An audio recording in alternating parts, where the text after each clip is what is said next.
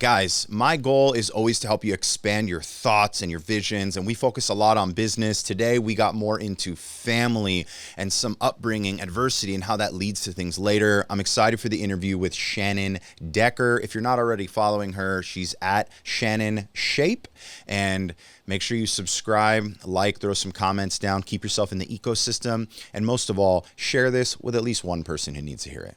Welcome back, everybody, to Beyond the Horizon podcast, episode 5. I'm so excited. We have Shannon Decker here with me. If you're not following her on Instagram, she is at Shannon Shape. She is a 10-year veteran personal trainer in the heart of Los Angeles, helping people get fit and achieve their goals. Right, Shannon?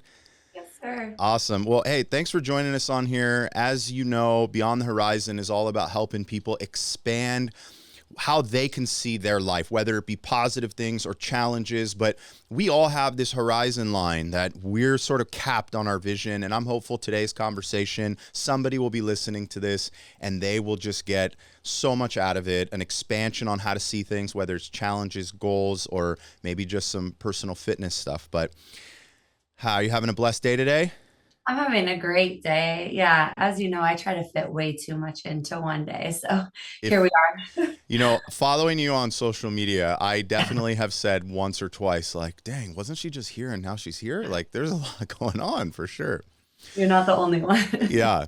Well, let me give some context. How we met, I think, is important. So not that long ago, gosh, I mean, how long ago was that now? We're getting to Yeah, maybe what, like eight, 9 months eight, ago. nine Yeah. months ago. So it was right around New Year's. Yeah. Yep. So the Palisade fires were going on.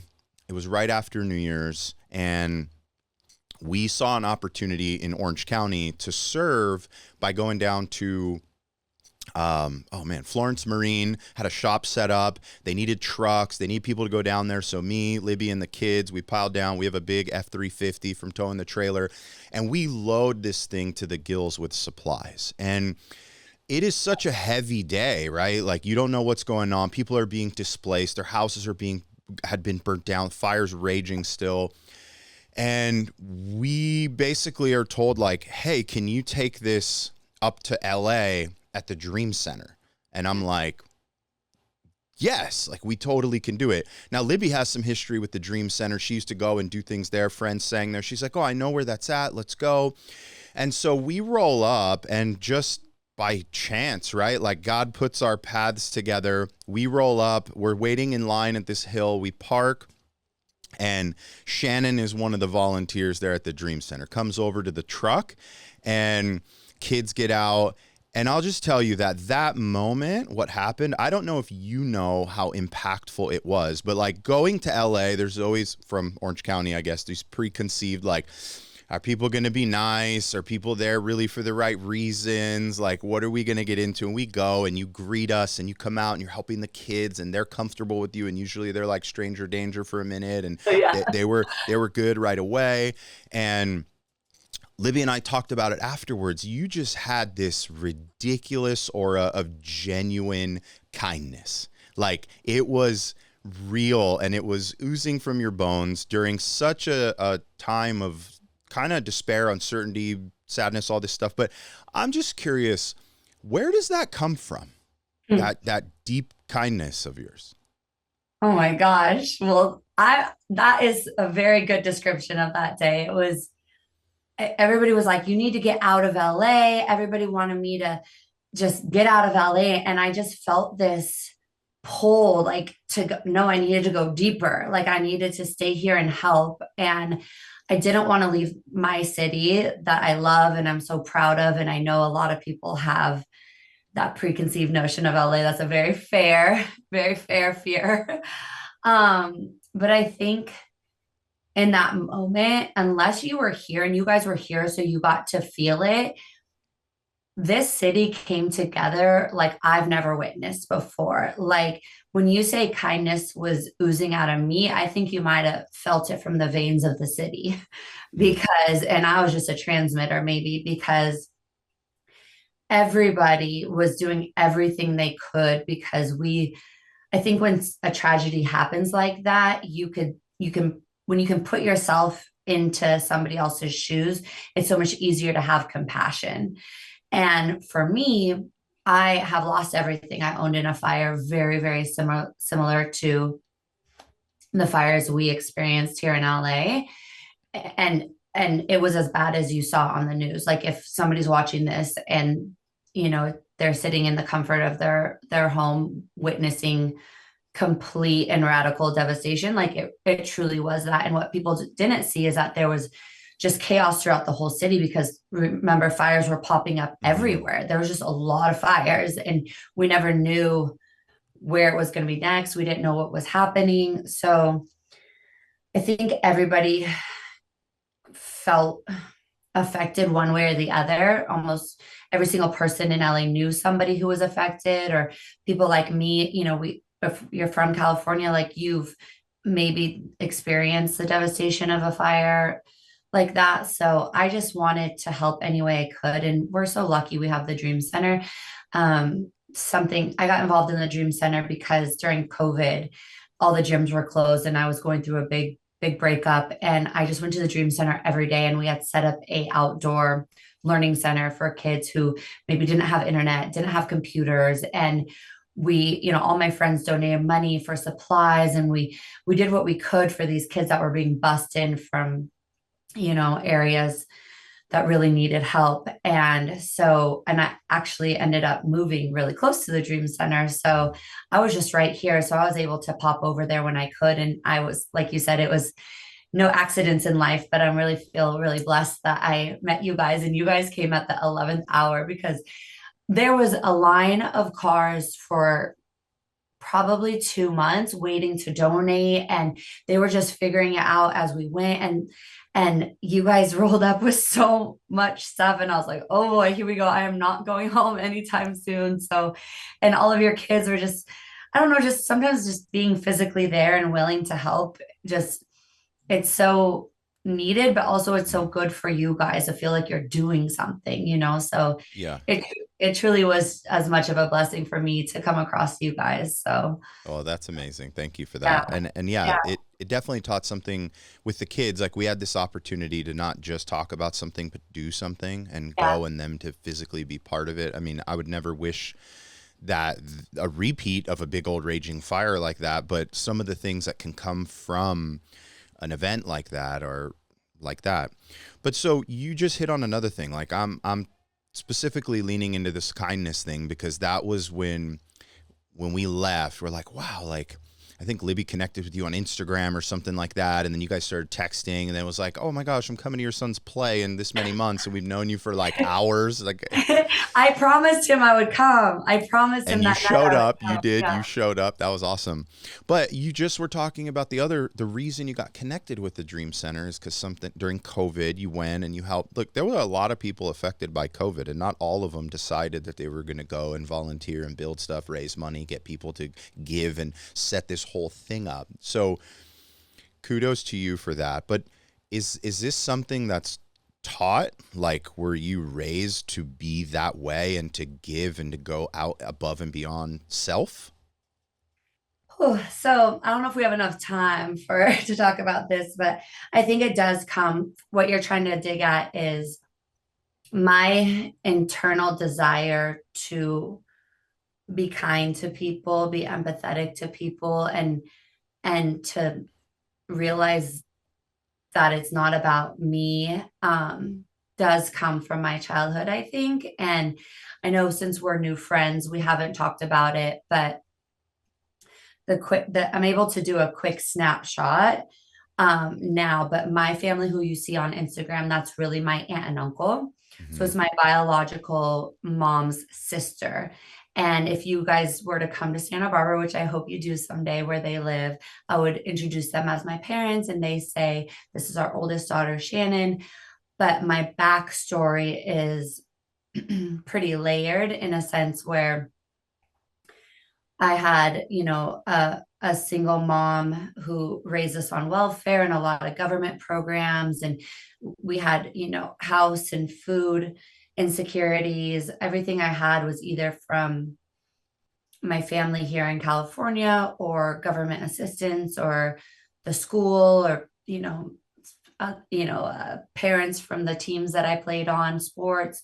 So I think because of my biological father was very athletic, and he just recently passed away. All he cared about was surfing. I think he did the best he could with us, but his main priority was surfing, which is actually a really pretty selfish thing when you think about it. As a parent, I know the sacrifice I've witnessed you guys make for your amazing children. And so I think being kind maybe stems from realizing that people's kindness for me made my life something that is so big and blessed and amazing that I want to give back, because I understand the impact that it had on me. And I know that a simple moment of giving somebody a smile or saying you like their shirt or whatever it is, it goes so much further than you might think it does. So I think Mhm. kindness comes really easily to me because I understand how deep of an impact that it makes. That's the long Yeah. answer, but I guess I've never thought about that before. But off the cuff, I think that's why I have such a innate desire to be kind to every single person I come across if I can. Mhm. Now, that kindness was bestowed on you, right? You got to receive from, your mom and dad, but your actual aunt and uncle, right? Not mom Uh, and dad. no, no, no. Your No who you kindness would from. introduce as mom and Oh, dad, oh, right? sorry. Like your Yeah. Santa Barbara mom and dad, like that Yeah, we would know, yeah, right? yeah. So, is it something that just happened, do you think, or did you, as a young kid, like make a conscious decision? Because there's a lot of people who they come from some background and they become a victim and they have hatefulness and they look at everyone else as be like resentful, right, towards other people. Yeah. And I feel like your situation, without knowing a lot about it, but like you maybe could have gone either direction with your attitude. I guess you kind of go either way, right? Like if you have, let's look at like the extreme opposite. If you have very wealthy parents and there's like nepotism involved, you either go one way where you kind of don't do much with your life because you've always been given everything, or you go the other way and you use it and you build something and you're grateful for it and you take all the good things from that family life. But I don't know why people go one way or the other. But I know for me, I think if I had to answer, it's because I was in such survival mode that it being kind to people got me a lot further Mhm. and in a lot more rooms than being a victim or being angry. Or it was truly uh, I don't want to say defense mechanism, but it was a tool I pulled from, because I'm like, oh, what's going on over there? That's a whole lot better than what I'm experiencing over Mhm. here. How do I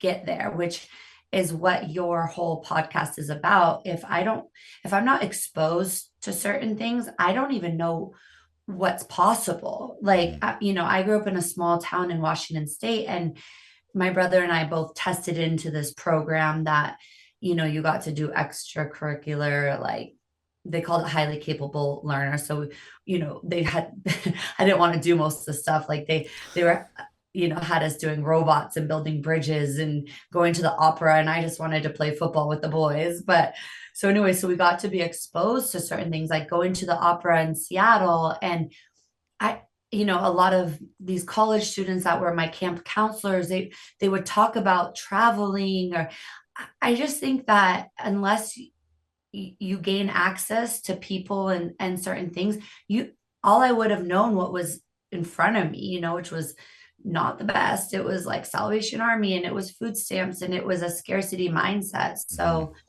I think that I figured out at a really early age that I wanted more for myself, and I got a lot more, and I was able to get what I wanted. Mhm. Sounds bad, but you know, get to where I wanted and what I wanted by being nice to people, by being wanted, by people wanting me around. And then, okay, I got into the room. How do I stay in these rooms? Oh, if I can make Mhm. people laugh, if I can make people happy, if I can make people feel good about themselves, then I'm going to be able to get invited back into these rooms I want to be in. Right. Well, kind to of a your survival tactic. yeah, no, it really is. I mean, but still, like some people survive with like conniving thievery, like negative things, right? So it True. is, you do have this character that's different, and I'm glad that you went that direction. So you know, you talked a couple of times about food stamps and coming from just a struggle. Do you think that if your mom who was raising you, single mom, and in this situation had exposure to things like you said you did, that it would have been different? Or do you have to make choices also? Like what are your thoughts? If you go back, you're like, man, my mom was in the, because she didn't know any better, she didn't have any people around her, she didn't get exposed to it. No, that's an interesting concept, right? Because there's my aunt mom, and then there's my biological mom. They came from the exact same household, same parents, same experiences, same opportunities. So I think with both my parents, there was mental illness involved, you know. Both your parents being your mom and your dad biological. Sorry, yeah, Yeah. people get There's a lot of confused. parents going around here, so I'm just keeping I know, straight. I'm sorry. I'll say No, aunt mom and uncle no, dad. don't. It's okay. um, so yeah, I think that, gosh, Matt, I don't know. I think that there is a mental situation going on. And I think for when I tell my story to somebody, you know, like say I'm dating somebody and it kind of starts to leak out here and there, it's like, you know, it would be a lot easier if I could just say, oh, my mom was a meth addict and my dad hit me, but it's so much more gray area, the abuse, you know, and the repercussions from growing up with parents like that. So um I think they both did the best they could, but there was mental stuff is I always said that, like, my dad's just classic like narcissism, and like, you know, he had parents that were police officers. He went to Vietnam at a very early age. He was like kind of anti-establishment and a very, very smart individual. And I sometimes always joke like, just be dumb and happy like me. You're too smart. You can think of too many things. Like, you know, as kind of a joke where like smart people tend to overthink things, you Yeah. know. I think my mom, if we would have slipped something in her coffee, she might be a completely, she, I don't know if she's alive or dead, but she, you know, she would have been a completely different parent to me. Hmm. So I think too, like, since I know you have a strong faith, I think now that I'm more solid in my own faith, and you know, I go my Christianity, I really think that like the Holy Spirit has just been in me, because I could tell you stories that are like, there's no coincidences in life. Like, this led me to there, and this person invited me to this Christian basketball camp, and this family let me come live with them when I was 14, but I Mm. had to go to youth group. Like, so the character stuff I really gleaned on to, whether it was team sports or, you know, being exposed to religion, you know, Yeah. early age. But yeah, and then, you know, I have examples of my aunt and uncle parents who are very, very good people. So I don't know. Yeah. So, do you want to have kids yourself? Yeah, I want to have kids really badly. All You could tell, right. huh, the second you met me. Yes. So, does that mean anyone listening, Shannon's available? Is that what you just said?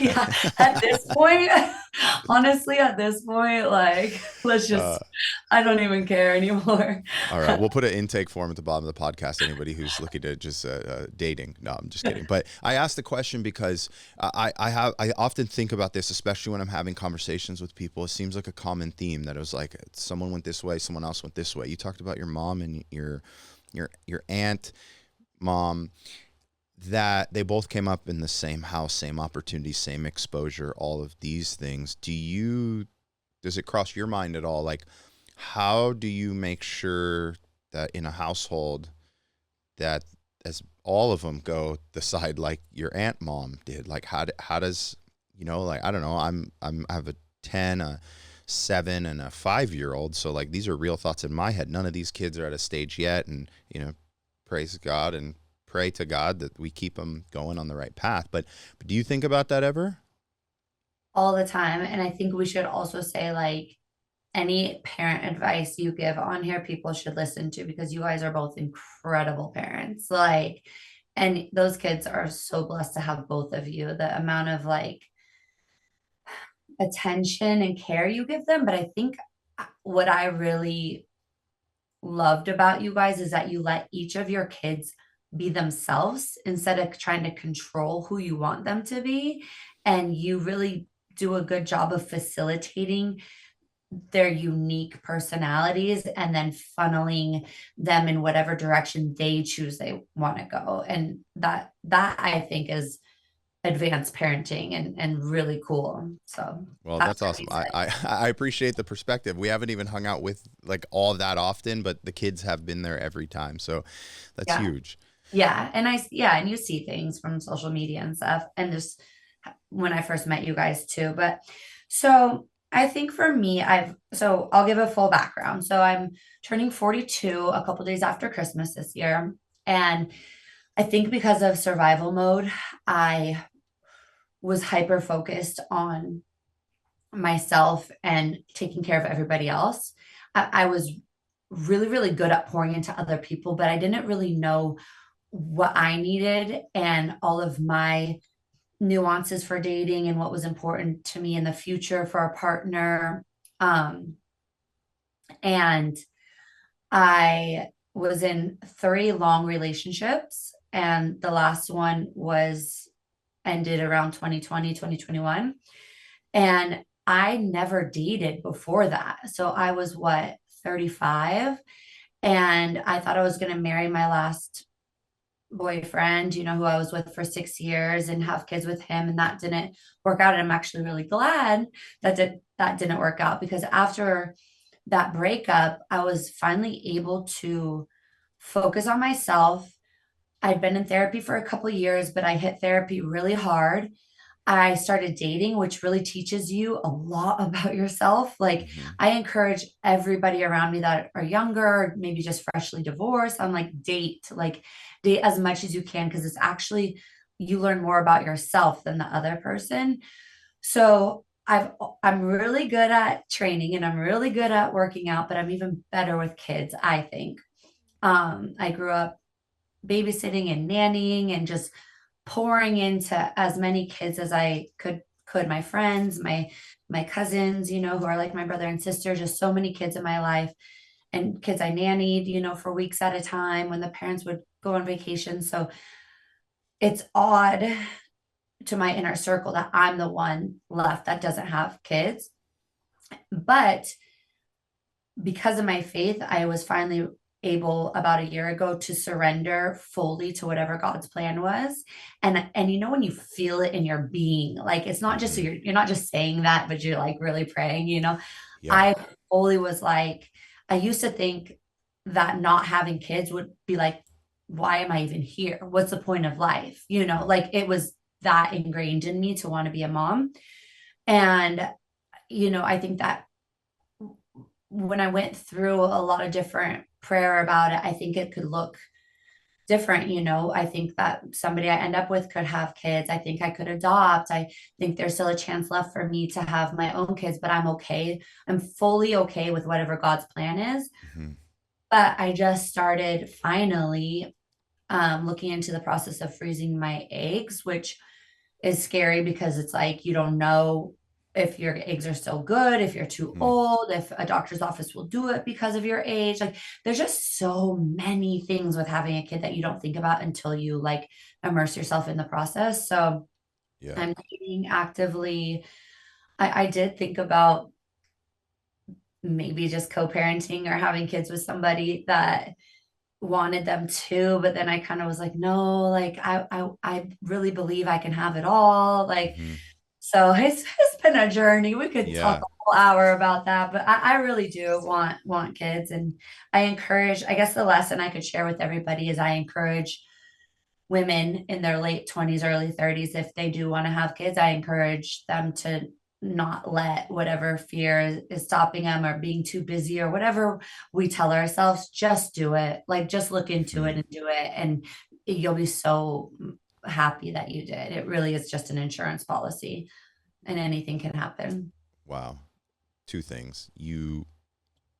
Three things. Okay. However it ends up happening, you're going to be an amazing mom. Thanks. whether it's your own adopted, however you end up doing it. That's 100%. Second thing, when you talked about full surrender, Yeah. fully releasing, Yeah. is that when you think you've stopped being in survival mode? Whew. Yeah, probably. I think I was on my way there. But that's interesting you made that correlation because now I see it like I was just talking to my best friend on Saturday night about this. We were having like a night in and had sushi. And we were just talking about she's known me for 10 years and she's like my LA best friend. And she was like, we're just talking about how when you heal, you notice things like your Mhm. reactions. And she was like, this year I've noticed it the most in you. And I'm like, yeah, I noticed it too. Thank you for saying that. It feels so good to not have any reactions based off of those previous survival things where it's whatever childhood things it is, Mhm. you're just tethered and calm and everything comes from this 2.0 version of yourself, Mhm. and that is the best feeling. And sometimes I think that's my like why I haven't had kids because I could have done it back then, but now I'm going to be so much more patient. The way I approach my future partner, if that's the route I take with it, I'm just going to be such a better partner and wife and mother because of all the healing and work I've done. So Yeah. that's interesting. Maybe, yeah, because I notice it every single day and it feels so good. But that's one thing about your individual healing. Sometimes you're the only one that notices it. So you have Right. to be your biggest fan. Nobody else is going to give you the validation of the work you've done, you know? Yeah. Well, because you mentioned survival mode when I asked about kindness, and you said as a kid you gleaned to that, and then you talked about you were kind of busy with everyone else's kids and all these things because you were in survival mode, and that's when it connected to me. I was like, well, she's talking about her adult life now, and Yeah. it's still connected to that same thing, and it's amazing how long traumas can hold on to us, right? Some people never, ever Yeah. talk about dating. But It's there. Everybody has it. Everybody has something. And oh, for sure. There's no one is blemishless. Is that a word? Blemishless. I like But it. it's at least what I'm picking up on here, and I think this to be true. But a lot of times when you feel that release, it's the moment where you stop trying to do all of the work and Mm. you let God do that work. Mm. Where it's like you actually can't. You can do all these things. You can go through the therapy. You can try, and in the end, you're like, I'm incapable. Like I have to have this other assistance come in and do this. But you have to sometimes break down to where you're like, what else is left I can do? And it's like, do nothing. Just leave it up to God, and He'll do it. Yeah, and if you have a strong faith, I think that is the goal, right? Like Mm-hmm. that's what faith is fully understanding that you've been okay so far. He has brought you exactly where you've needed to go, when you've needed to go, whether it's into the suffering or out of the suffering. Like it, it's all made sense, And if somebody's listening and they don't have a strong faith, you know, my 80-year-old grandpa was able to look back on life and connect all the dots and been like, Mm-hmm. oh, if the carburetor wouldn't have fallen out of the car, I never would have walked into this place, and this person never would have told me I should do this, and Yeah. on and on and on. So I think just having faith that like you are okay, you're gonna be okay, like, and controlling what you can, which is Mm-hmm. kindness, how you treat other people, how you show up, to the Yeah. world, like focusing on that stuff and just letting everything else kind of work itself out. Yeah. That's awesome. Well, the other thing, the third point was you said it's an insurance policy. It As is. you know, I own an insurance agency, right? Yeah. That is what we do. The So segue. yeah. Now you brought up, hey, like it's an insurance policy, and you're speaking like hypothetically, right, or theoretically.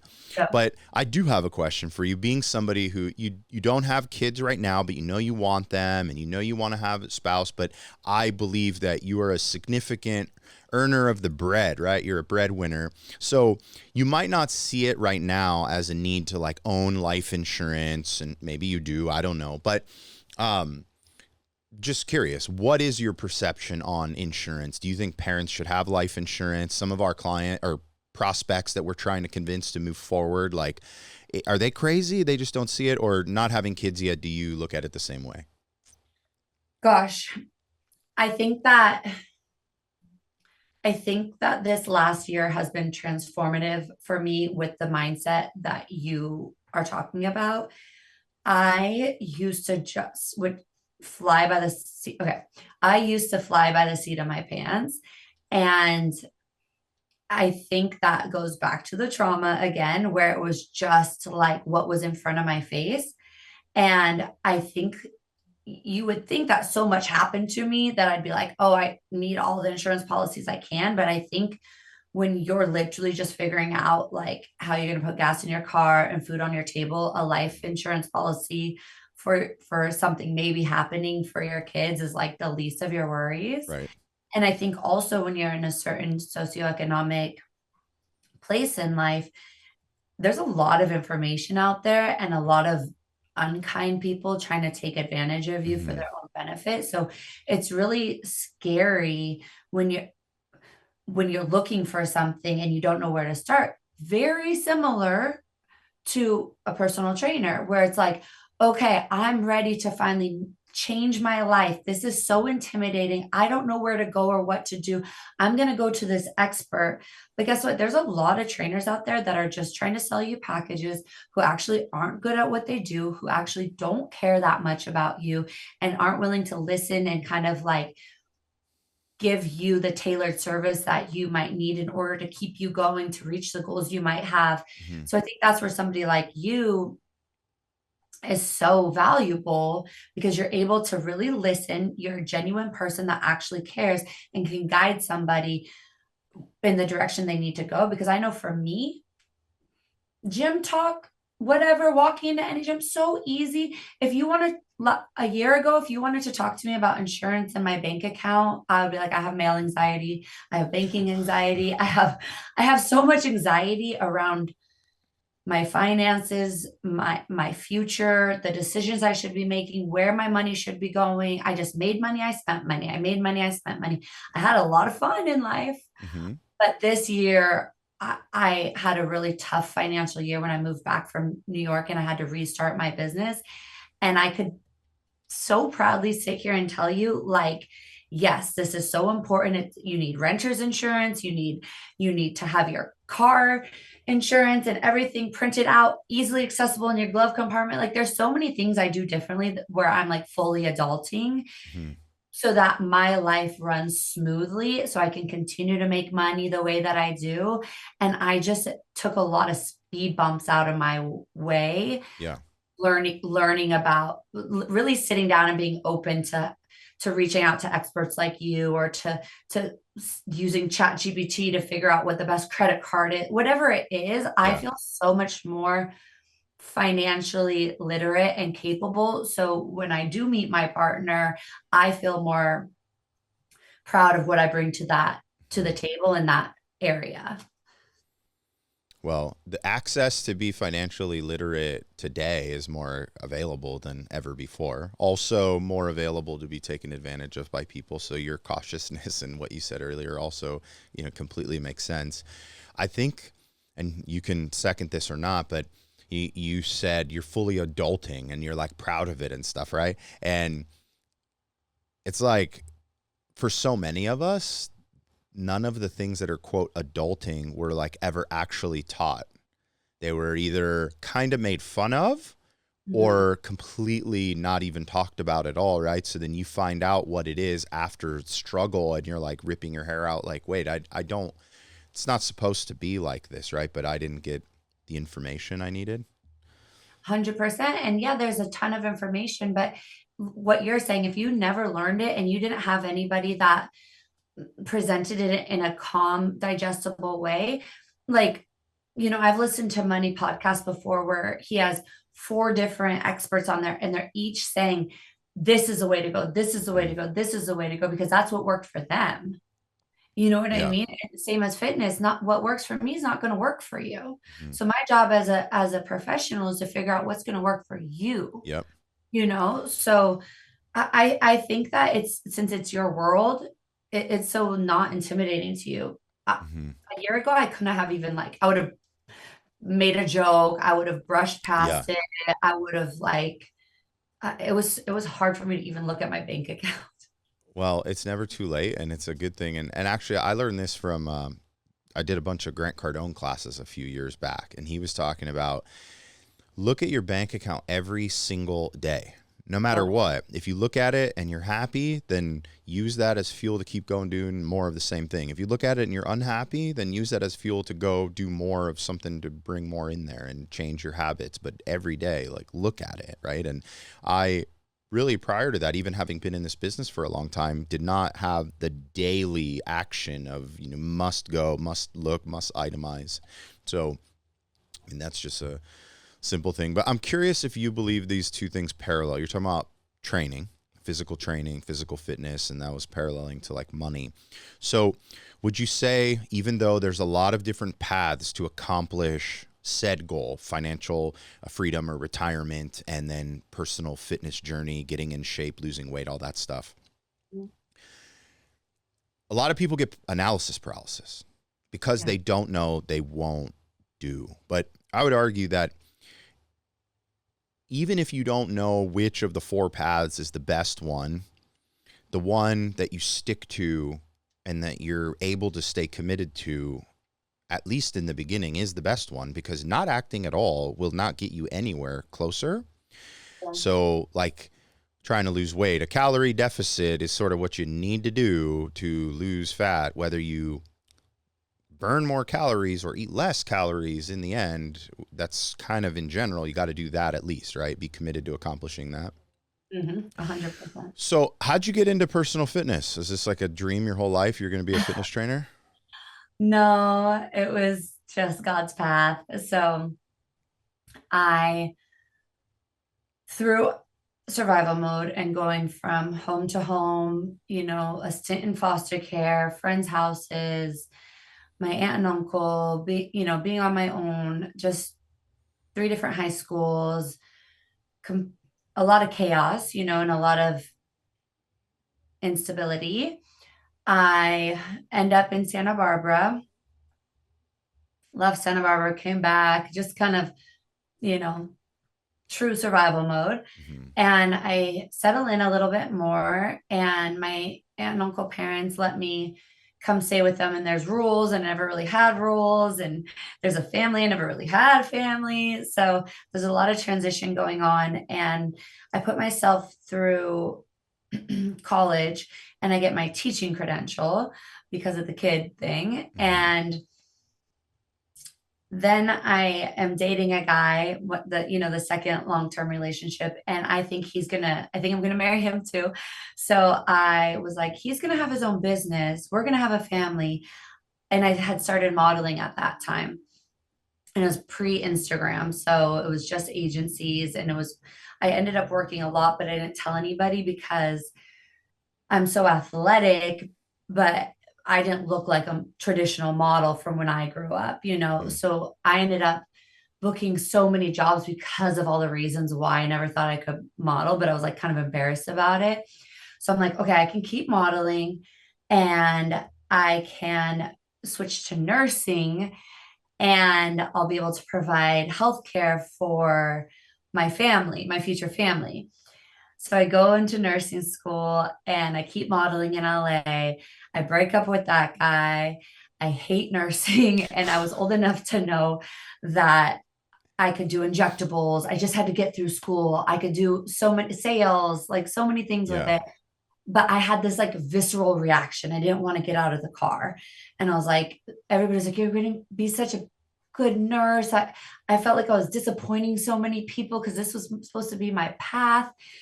So during around that time, I quit nursing school. my older brother also passed away, who he had had a brain injury. So it was kind of a journey with him also.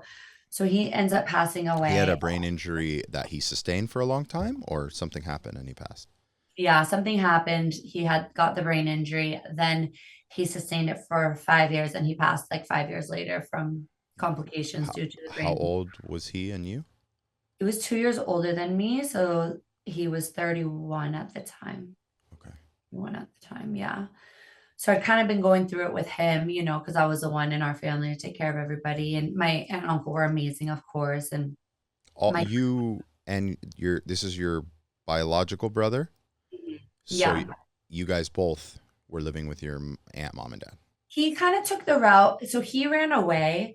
I got emancipated, but my aunt and uncle, mom and dad helped us both significantly, Hmm. but he never fully lived with them. Okay.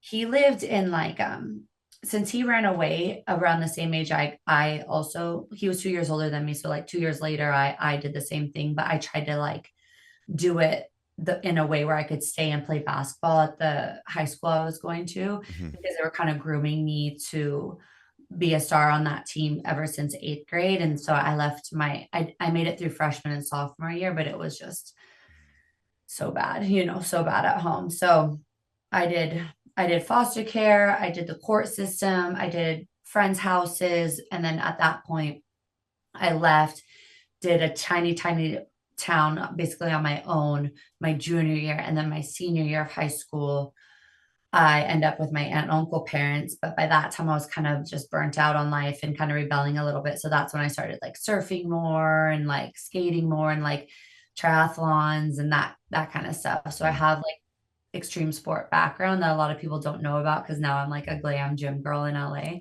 But I grew up like hardcore surfing, snowboarding. I can skateboard pretty well. Like, Nice. yeah. Um, so yeah, so when my brother passed away, it was it was like finally the walls came crashing in. It was like I had been settled enough, even though I fully wasn't healed. Like, but it was like finally felt like I hit rock bottom. And so fitness, I'd always been crazy athletic and like I said, athletics like truly saved my life, like in a way that's I could explain that's just so powerful. But when all of that happened, I like stopped booking modeling jobs. I gained a little bit of weight. I was probably depressed and mourning. I was just not myself. And when I lost my brother, and fitness felt like the only thing that I could control. And so I had this old Prius and I would have like $5 to my name because I'd quit nursing school, wasn't booking modeling jobs, didn't know what I was doing with my life, was single. And so I would drive down to LA and train really hard with this guy that he could push me. And so he'd make videos for his Instagram and I could do all the crazy stuff that he wanted me to do. So he trained me for free. Hmm. And so from there, people saw me. I started working out with a trainer in Santa Barbara. It was just like my only outlet I felt like I had left. And so from there, people started seeing me and wanting to work out with me. I was like, sure, you can just do what I do. Like, and Hmm. so then by the grace of God, I ended up going on this audition through my modeling agency. I kind of started to get back into it. And they sent me on this audition for this reality show on E for a summer while the Kardashians were taking a break. And Instagram had kind of first, just it was new. And so it was based on indoor cycling in for a spin gym in LA. I'm almost done with the story. Sorry, it's a No, long you're good. one. So they offer me this job, but they're like, you have to move to LA. And I was like, oh, I really don't want to. Like, I would always just go do my modeling stuff, go home. I would like stand up Hmm. paddleboard and mountain bike. And all my best friends were there. My family was there, but I had really nothing left at that point. So I said, okay, to this show. I saw the people that the show is actually based on, like not the supplemental cast like Hmm. me. They were like personal trainers. They had this beautiful life. They were also happy. They had great connections. They worked really hard, but did amazing things. And so the second the show ended, I went and started teaching spin at a different gym. And I started dating somebody new and I just grinded. I just Yeah. drove all over the city. I built it up, but I had my teaching and my nursing background, and then the fitness stuff kind of blended right into that. So we Right. always joke it's just training is just like anatomy and 5-year-olds anyways. So That's so funny. yeah. So, on the spin class thing, we used to live in like Newport Back Bay area, and there was a YMCA there, and they had a spin class. Yeah. I would go like to the gym and do stuff, and I took this spin class one time, and I'm pretty sure it was the last spin class I ever took because we're in there, and this guy is talking about how like, all right, you know that hill over there on PCH? Okay, we're going up that now. You're gonna turn. We're going up past Pelican Hill. You're gonna charge it. And he's describing all this stuff, and I'm in this room next to all these people, and there's like neon lights flashing and stuff, and music going, like Journey playing or something, and I'm like, I just wish I was outside actually on this hill right now. I feel so stupid riding this bike in a gym with all you sweaty people in this room. Like I just wanted to be outdoor. I was like, I did not have a I'm not a treadmill and indoor bike person for some reason. It was Yeah. tough. But Yeah. Trust me, that's I get amazing. it. So some of the best things in life you fall into, just like the pieces came together, right? Well, it was really crazy because I actually don't know if I've said this out loud publicly before, but that year that, I said this past year, 2025 was really Mm, transformative for me. That year was very similar. It was 2015, which is interesting that it's 10 years. 10 years. Yeah. And that whole year, every good thing, and when I say good, like make or break good thing, like I'm not gonna have food or be able to pay my rent or my car payment or whatever. Everything that came into my lap was bike related. Hmm. And my brother, my only biological brother, him and I were thick as thieves. He looked like my twin, and we had a really close upbringing. I feel Well, like when you go through like hard times, right? Like in a sibling, I think there's a lot that like fuses these relationships, right? If you stick together because you're all I got, right? And they yeah, know what you're going through basically more than any other person could, right? Because they're close in age and they're living through it. So I totally see that. yeah. And he shaped so much of who I am because I just wanted to be around him and like him. And like, so this, like, I have this like crazy tomboy side of me because I just wanted to do everything he did at all Mm, times. So when he had his original brain injury, as a male and as a young male, he lost so much of his identity, like not being able to skate and surf and be this like badass, like ladies man, and cool skater dude. He was so cool.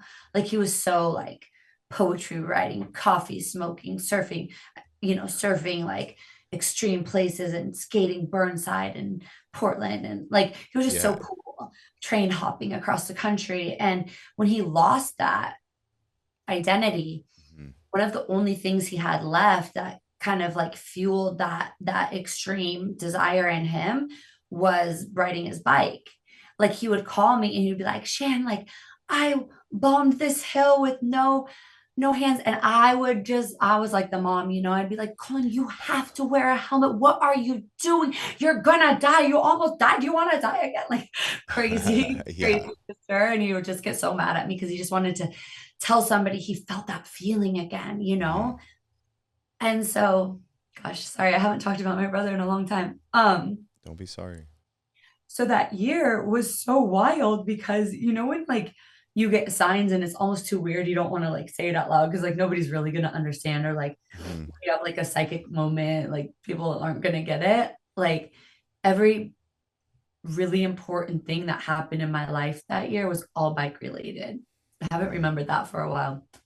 So it feels like he was actually set free from his trauma and his sadness and worries and everything Hmm. he dealt with, same as me growing up. And I feel like he's kind of like been doing it with me, but he finally got a chance to kind of do everything that his trauma held him back from and his insecurities held him back from. And he's, kind of been here with me and all the, beautiful success that I've had. I feel like he's been with me a lot. That's awesome. That Yeah. that's Yeah. that's a that's interesting parallel that you with the bike stuff. So Yeah. I didn't mean to crap on bikes indoors. I'm just kidding. No, no, it It's is. a joke. He would have said the same thing. Listen, and everybody like it hurts you on Yeah, yeah. Yeah, the seats are spin. no fun.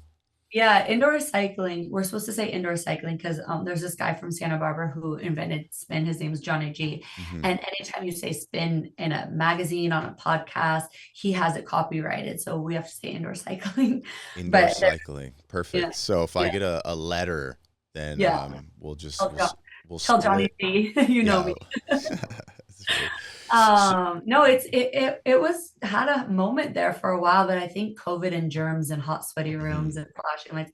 But it was funny for me. I was pretty successful as a new spin instructor in LA because growing up as a white girl in Washington State, for some reason, I was like a hip hop head. I Okay. can't explain it. I've always like maybe because my mom would play a lot of Motown, but like I remember I got kicked out of a foster home because I was playing DMX too loud. Like they thought that was just the worst thing in the world. And like I Oh, had this, that's so good. I'm 41, it was a CD. It was like I Right. found my own little and I could do my own little and they were like, Yeah. uh-uh. And you're just running around barking, right, to DMX. Woof, woof.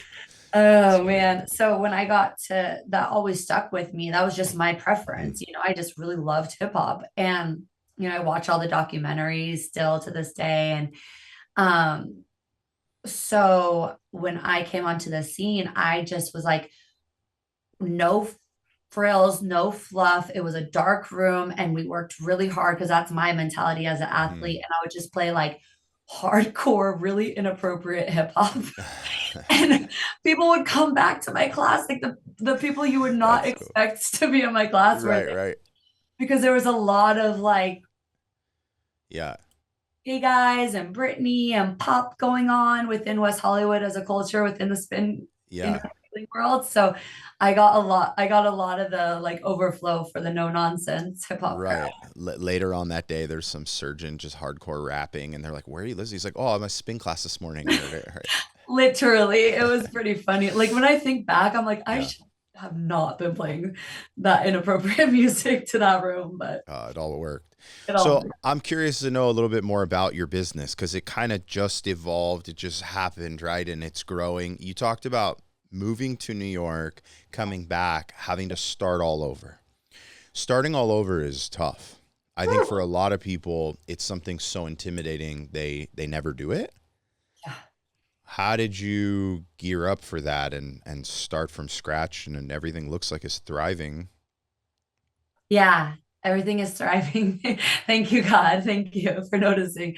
So when I left for New York, I thought New York was going to be okay. So when I left for New York, I was at the top of the top. Like I was charging more money than I've ever charged simply because I didn't have enough hours in the day to train everybody Mhm. that was coming to me. I was sending people to other trainers. I had my own gym in my home that I had designed and built out. Like it pretty much living the dream. I was single, had money, I was traveling, and I call them God whispers, but I started hearing God whispers about New York and I don't wanna, like I don't even know New York like that. I'm not even comfortable. I had a friend group there, but I was kind of like the token white West Coast girl. I'd go meet them and travel, but great girls that I supported well. And so I started hearing God whispers, and I finally said it out loud to like a random person, and they were receptive to it and understood. And then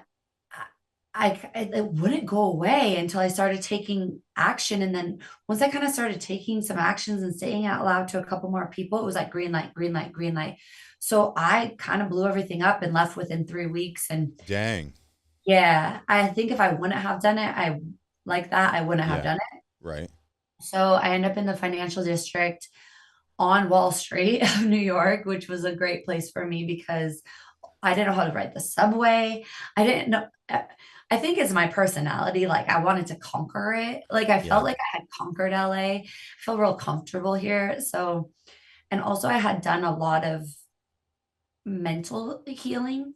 I've done a lot of like therapy healing, but somatic healing is like a really hot term right now, where it's like, you're physically doing stuff to kind of release the Hmm. trauma in your body. But I felt like I had such an amazing network here. I had such a fulfilled friend group that if I didn't remove myself from that, I wouldn't be able to cry in my apartment all day. I wouldn't be able to go on long walks at night in the city and process a lot of the stuff that I'd brought up through talk therapy. So Hmm. looking back, that year was really important for me to do almost nothing. Like I still worked. I have a really great client that came from that I'm still really close with. I have a lot of friends that, I still was out there, but for my level of out there, I was very low key. And I remember calling my little sister, who's my best friend, who's also my cousin, Hmm. and telling her, you know, like being like, I need help, like I'm not okay. And she was just being like, Shannon, it's okay not to be okay. Like you cannot be happy and positive and motivated every single day. So then from there, I'd call her, I just want you to know I'm having a sad day. And she's like, okay, good, good, keep going. You know, I think it's really hard for people to be alone and to process some of this stuff. So interestingly enough, I turned 40 there. I had a live band karaoke party 2 days after Christmas in the middle of the city, invited everybody from every walk of What? life. And my family flew across the country. And the next day, I was like, what is life about? Like, I got to go be close to my family. So I moved back 3 months later, and I was so humbled career wise because when I would come back, I would train people. It was like a little like celebrity pop in, like, I'm here, you want to train? I'd be making money on vacation. And when I came back, man, it was so rough. And I have some savings, and my best friend said, Shannon, just give it a year. Just give it until Christmas. You can do this. You can do This was this. like last Christmas then, right? Or what? This is recent. So this last Christmas was when I needed to make it too. Okay. So I came back April and I made it to December, and right around January, right when I met you guys, everything started to Wow, that's to awesome. blossom. But before that, I was back to driving around the city, training whoever I could, Right. giving deals, humbling myself, working my booty off. And I said, I did it once, I can do it again. This must be what God wants for me. And the best thing that came from that was was being humbled and being able to say, like, understanding what my priorities were. And that wasn't buying people dinner, Yeah. for my own validation. It wasn't having, one day I called my aunt mom and I was like, I have to sell my purses. And she was like, it's okay. They're just purses. You Yeah. can buy Right. more. I Yeah. didn't sell them. I didn't have to sell them. But, All right. like moments like that Yeah. where, I can't come to dinner with you, but I could go on a hike and we could get a coffee. Like it's not in the budget right now. And Hmm. that was so powerful for me, especially for a successful single girl in LA. Like there was a lot of different routes I could have taken. And I'm Yeah. really proud of myself that I didn't. And I was able to rebuild. Yeah, that's so cool. That's a testament to sticking through it, right? Because I'm sure there were moments where you're like, I don't know if the year is gonna matter, right? Like maybe I have to pivot again and transition or do something else, or I don't know. Did that cross your mind ever? Yeah, all the time. Yeah. But it was like, I think there's, what do they call that? Um, what's the term when you don't know if you're supposed to be doing, everybody gets it. Oh gosh, I'm having a brain fart. Cut I this don't part know. out. When Ah, you no, don't don't worry about it. when you don't It's feel like you're meant to, when you like have insecurity about like who you are oh, and what you're, imposter syndrome. Is that what you're yeah, talking about? imposter syndrome. Yeah. Yeah. Like See, I we think, got there. We got there. Don't worry. thank you.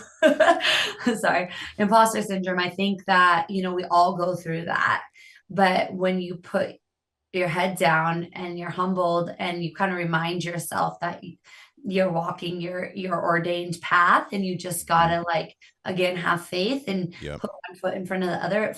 And at this point of the process, I'm so tapped into myself, like Hmm. compared to like 5 years ago. Like I know when something feels right or wrong, whether Yeah. it's career path or a person. Like I've done so much work to be able to be self-aware enough to be like, okay, I gotta just keep going. Right. Like, yeah, so it For felt right. sure.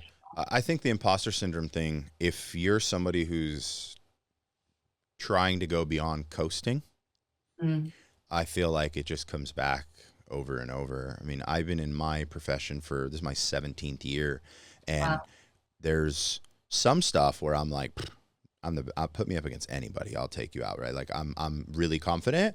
Other things I'm like, oh, should I be doing this, whatever, and or you add new things like with the podcast. For a Yeah. long time, I wanted to do it. People had told me you should do it. I thought I could do it, but I'd always find some excuse not to do it because I was like, what if I'm not gonna? What if people don't want to hear me? What if this? And you get this kind of voice in the back of your head. Or I either had other priorities that were probably more important also to work on.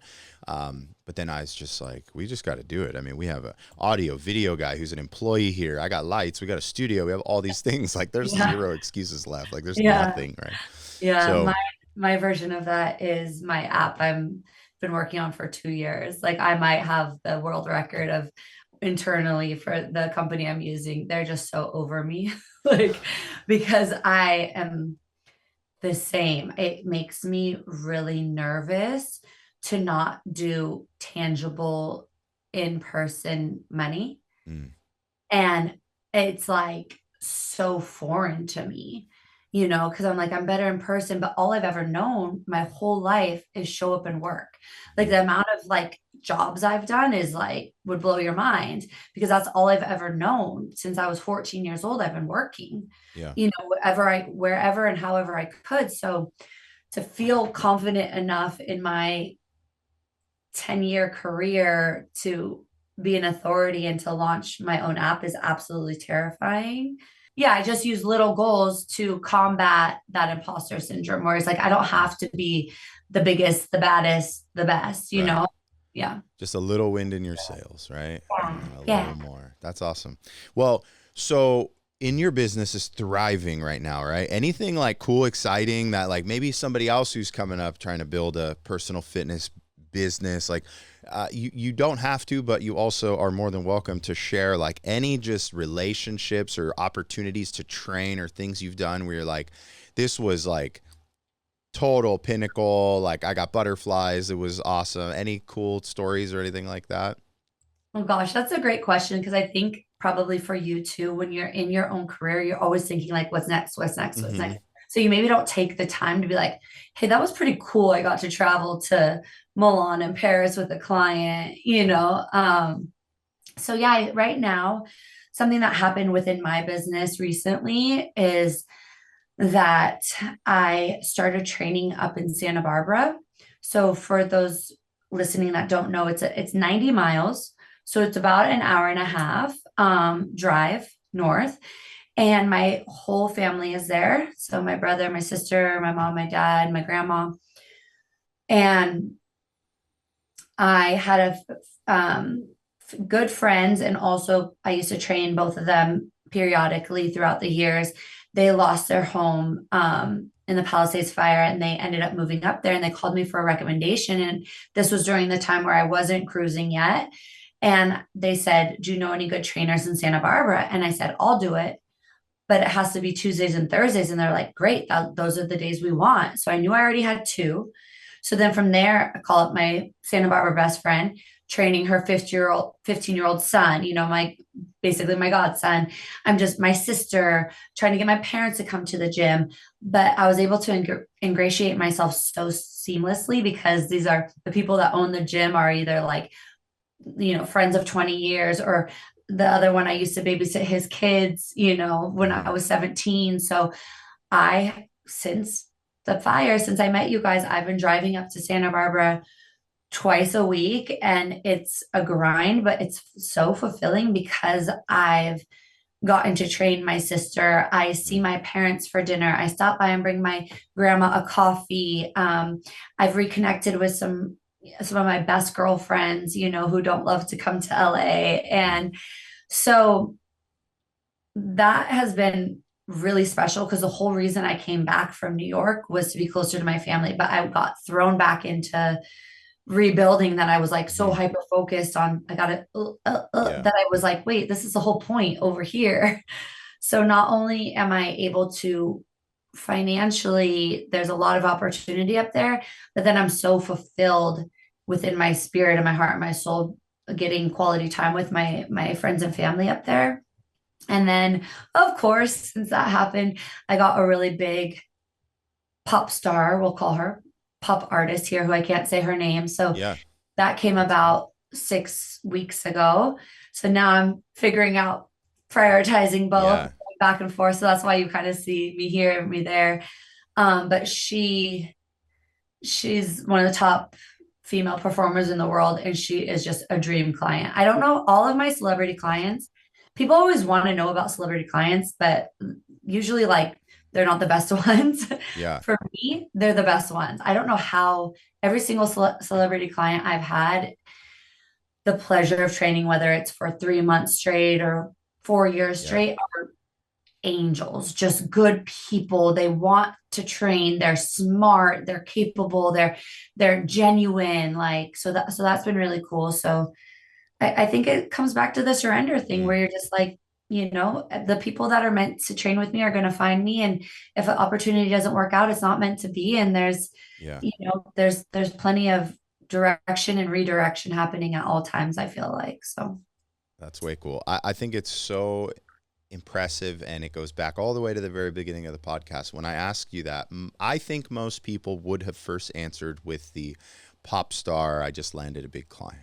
Your first answer was, I got to go and see my family and be close to them and train and be and all this stuff, which is again just like yeah, so telling to the core of who you are. And I think, man, if anyone else is listening to this, like just having a little bit more, if we can all have a little bit more of that, I think we'll all be a little bit better for sure.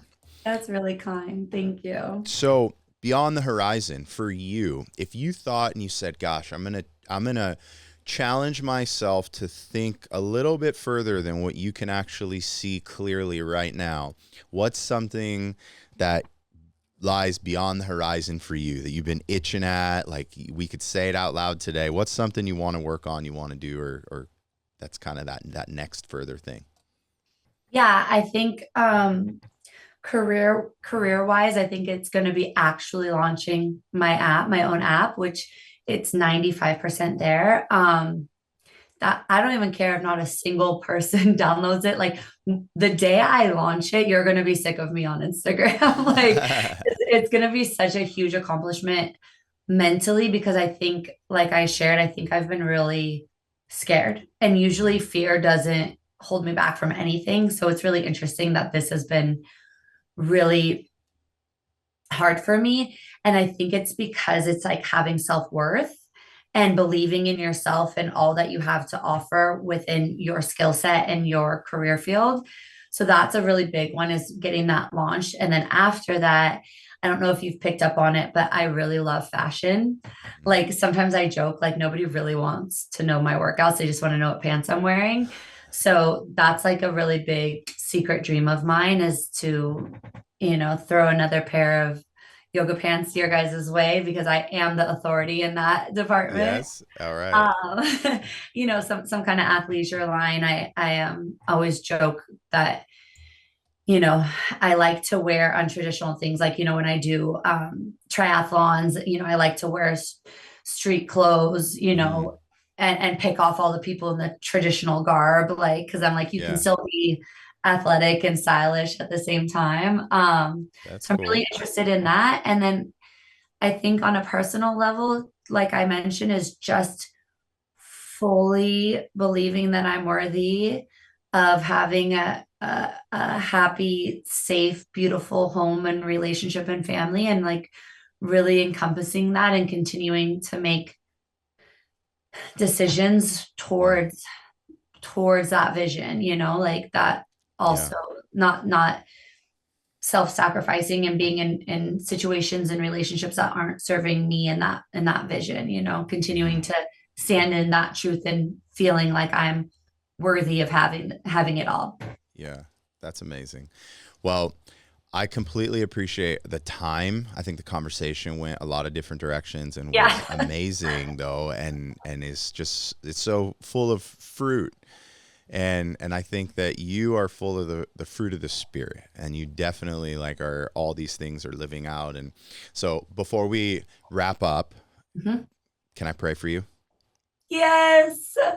Yeah, sorry. I've prayed for a lot of people this week. I didn't tell anybody. That's so crazy that like a woman at the gas station that needed gas. I said, of course. Do you mind if I pray for you? A woman crying on a bench in LA that needed water. I went and got her water, asked her if I could pray for her. Like, no, I've been praying for a lot of people around our city. I haven't been prayed for. I'm sure people are praying for me. I don't know of, but yes, please. Thank Well, all right, awesome. Lord, thank you so much for the opportunity to almost a year ago be introduced and just make a new amazing friend, a woman of God who's living out daily the fruits of the Spirit. I pray for her that you would just open up doors and you continue to do that. You show her what doors are closed on purpose. And God, whoever this amazing man is that's supposed to be right there by her side, I pray that you would somehow align their paths. Maybe they already even know each other. Just continue to allow the walls to go down, the surrender to keep happening. And I just pray that you create this next level unity that I can see would be incredibly impactful to not just them, but all of them around them. And I pray that anyone listening to this is just fed, that their ears are open, and that we all would have a really prosperous day and just spend a little bit more time focused on how we could be doing something for you. In Jesus' name, amen. you. Amen. Thank you, Matt. Shannon, I appreciate it so Likewise. much. Thank you so much. Thank you.